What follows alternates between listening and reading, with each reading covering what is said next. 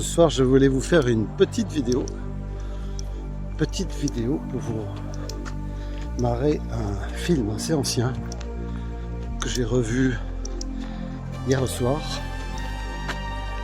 Je voulais vérifier si des films de plus de 40 ans, en l'occurrence je crois 44 ans,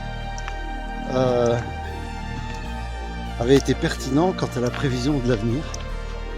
Et j'ai revu avec plaisir un film de Ridley Scott de 1982 qui s'appelle Blade Runner. Je pense que vous connaissez. C'est un film qui n'avait pas eu trop de succès lorsqu'il est sorti aux États-Unis, puis il a eu énormément de succès ensuite en Europe et il a eu 2 prix. Power est mort en 2019, il était né en 44, il n'est pas mort très vieux. C'était un acteur d'une grande classe, d'origine hollandaise, grande qualité. Et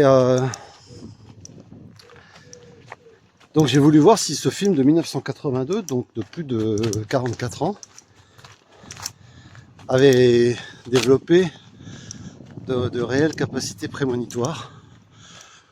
C'était un film qui s'inspirait d'un roman de Philip K. Dick qui s'intitulait Les androïdes reptiles de moutons électriques. Titre assez évocateur, je trouve. Et donc, dans le film, on voit la ville de Los Angeles en 2019 et une grande société, la société Stervel, je crois, Organization, maîtrise les réplicants, c'est-à-dire des androïdes qui mêlent la biologie et l'informatique et évidemment l'intelligence artificielle, puisque ces réplicants au départ sont utilisés dans les usines pour faire les travaux durs et difficiles. Sont des unités biologiques qui résistent à des températures élevées. Évidemment, ils n'ont pas de douleur. Ils ont une force bien plus grande que la nôtre. Et on voit dans le film en fait que tout débute par une révolte des réplicants sur une colonie martienne. Donc on voit déjà au départ la colonisation de Mars, qui aujourd'hui est un objectif de Elon Musk. Donc déjà en 1982, cet élément était présent, il ne s'était pas trompé. On a donc la colonisation de Mars, mais qui est colonisée par des réplicants qui peuvent faire le voyage et puis vivre sous atmosphère difficile. Enfin, vous avez compris le truc, mais le problème c'est que ces réplicants, et au fur et à mesure du mimétisme avec l'humain, eh bien, développent des sentiments humains. Tout part d'une révolte sur la planète Mars. Et les réplicants en question, qui sont 4, ont réussi à rejoindre la planète Terre et veulent absolument rentrer en contact avec leur concepteur pour contrarier leur programme de longévité qui est établi à 4 ans, afin justement d'éviter que les IA en interne des androïdes puissent développer par mimétisme des sentiments humains. Et la compagnie en question l'avait évalué à 4 ans. Mais ces androïdes s'étant développés plus rapidement que prévu, eh bien, ils sont sur Terre et on charge Harrison Ford, un policier, de les éliminer. Donc ils sont vraiment, on voit qu'il y a des substances un peu qui ressemblent au sang quand ils sont tués par balle. Ah, il y a l'orage, tiens. On sent ça, on voit ça. Donc c'est vraiment, il avait prévu, après la deuxième prévision après Mars, c'est, comment dirais-je, ah ben là il y a un orage. Je vais être obligé peut-être de rebrousser chemin. Bon, on verra. La deuxième prévision, c'est effectivement l'augmentation par par mimétisme des capacités de l'IA interne de ces androïdes.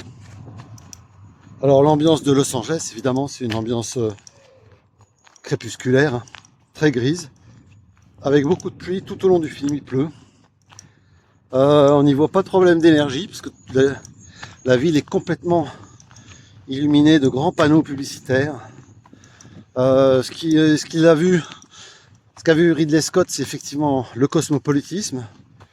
Il a vu aussi une énorme homogénéisation des personnes. Il a vu aussi le grouillement des 5 Minute Cities. Mais il n'a pas vu l'écologie. Il n'a pas vu la transformation écologique des Smart Cities. Ça, il ne l'avait pas vu. Et puis ce qu'il n'avait pas vu non plus, c'est... Ah si, il y a une disparition des couleurs, comme on le voit aujourd'hui à notre époque, notamment pour ce qui concerne les voitures, les vêtements.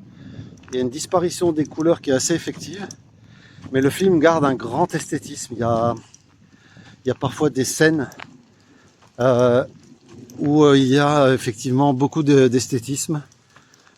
Ce qui est également intéressant, c'est l'utilisation du mot retrait pour éliminer les réplicants, qui sont effectivement des êtres informatiques mais aussi biologiques. Et le mot retrait, depuis quelques années, notamment dans la gestion du parc animalier, est très utilisé par les services de l'État pour éviter de dire tuer. En ce qui concerne les animaux dits nuisibles, on utilise souvent le mot retrait.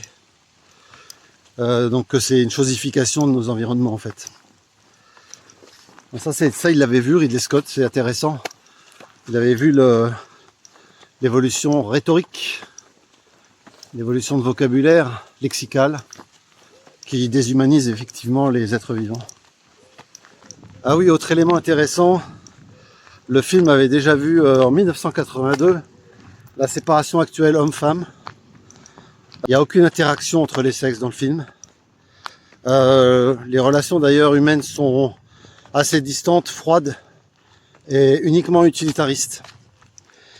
D'ailleurs, Harrison Ford, donc quand même déjà en 82, il a perçu ça, c'est fort. Harrison Ford tombe amoureux d'une réplicante, un peu comme dans le film Her, je sais plus, Michael Phoenix. Joaquin Phoenix tombe amoureux d'une intelligence artificielle, d'une voix, ce qui est encore pire en fait, puisqu'il n'y a pas de support physique. Il avait vu aussi les visioconférences, mais les visioconférences avec ordinateur et dans une cabine. Et alors il n'a pas vu du tout l'évolution de la miniaturisation par les smartphones. Ça lui a échappé. Bon, on ne peut pas tout prévoir, mais effectivement il a vu pas mal de choses. On voit des véhicules aussi qui sont pas propulsés par une énergie carbonée. C'est pas de l'électrique non plus. On voit une perception des véhicules qui sont souvent en circulation verticale. Donc on a une prémonition, on a une prévision pour déjà en 82 des drones, ce qui est assez fort quand même, je dois dire. Les réplicants ont une espérance de vie limitée, comme je vous l'ai dit, et puis aussi ils sont codés. Et là, on voit effectivement le lien, alors bien que ce soit des machines, mais enfin, on voit le lien avec l'homme-machine qu'on perçoit bien actuellement, et qui pour l'instant est en stand-by, un peu raté, mais qui était prévu dans la 4e révolution industrielle initiée par le Covid, à travers le QR code pour tous vos actes de la vie. Normalement, s'il n'y avait pas eu d'échec de la pandystopie, tout le monde serait réglé dans les actes de la vie par QR code. C'est donc une identification par matricule et qui est dans le film, mais pour les réplicants. Bon, ça s'applique aussi aux humains. Il y a la notion d'espérance de vie aussi pour les réplicants. 4 ans avant finalement qu'ils soient obsolètes. Ce qui est aussi finalement un marqueur, quelque chose qui était prévu pour l'homme, puisque de plus en plus, si on lit d'ailleurs les prévisions d'Attali, ou les prévisions de Harari, eh bien l'homme passé un certain âge coûte plus cher que ce qu'il rapporte et donc devrait être éliminé. Des films comme L'Arche de Cristal aussi, sous un dôme avec une espérance de vie à 30 ans, tous les plaisirs sont permis mais qui se soldent effectivement par une euthanasie. Donc là, je vous fais pas un dessin. L'euthanasie, ça a été voté le mois dernier. Bon, c'est un signal faible ou fort, à vous de voir. Il n'avait pas vu non plus la grande séparation des castes que l'on connaît aujourd'hui. Puisque la superclasse mondiale est complètement inaccessible. Or, dans le film, elle reste accessible. Le grand directeur de la compagnie, à un moment, reçoit la visite d'un de ses petits employés qui est un biogénéticien, qui travaille sur les réplicants, qui a travaillé sur les réplicants, mais qui a un rôle subalterne. Mais il le reçoit dans sa tour, certes sécurisée, mais pas tant que ça. Et d'ailleurs, il le reçoit avec le réplicant en toute confiance. Donc là, il n'avait pas vu. Là, ça, il n'avait pas vu la superclasse mondiale et qui est maintenant complètement inaccessible pour nous. Je vous mets au défi de la rencontrer quelque part. Vous ne pourrez pas. Donc ça, il n'avait pas vu. En conclusion, je dirais que le film a cerné pas mal de choses qu'on retrouve aujourd'hui, à notre époque. Notamment le couplage bio et informatique. Biologie informatique, ce qui va être de plus en plus le cas. Les IA qui développent des sentiments humains, ça je pense que ça arrivera. D'ailleurs dans le film vous avez deux réplicants, Rutger Hauer et une autre actrice, je ne me souviens plus son nom, qui est pas mal d'ailleurs, qui est plutôt cyberpunk. Oui, le film a une énorme ambiance cyberpunk, hein. Ça correspond bien à l'époque 82. J'ai bien connu cette époque, j'avais 21 ans en 82, j'ai vu le film à sa sortie et il y a une réplicante qui est complètement cyberpunk, qui est intéressante parce que ça par contre c'est un marquage de l'époque où le film a été créé et c'est pas un marquage d'aujourd'hui. L'aspect punk a disparu. Et comme je vous disais, ouais, il y a deux réplicants qui tombent amoureux, donc c'est soit facteur d'espoir, soit complètement dystopique. À vous de voir. Bon bref, en tout cas ce film, je l'ai revu avec plaisir et avec une certaine attention parce que je voulais voir, il y avait le plaisir mais il y avait aussi un travail intellectuel de recensement de ce qui a été, des prémonitions, des prévisions qui ont été faites à l'époque dans ce film. Et que l'on retrouve aujourd'hui. Je vous laisse parce que maintenant c'est le déluge et il pleut beaucoup. Voilà, je vous souhaite une bonne soirée et à bientôt pour une prochaine vidéo.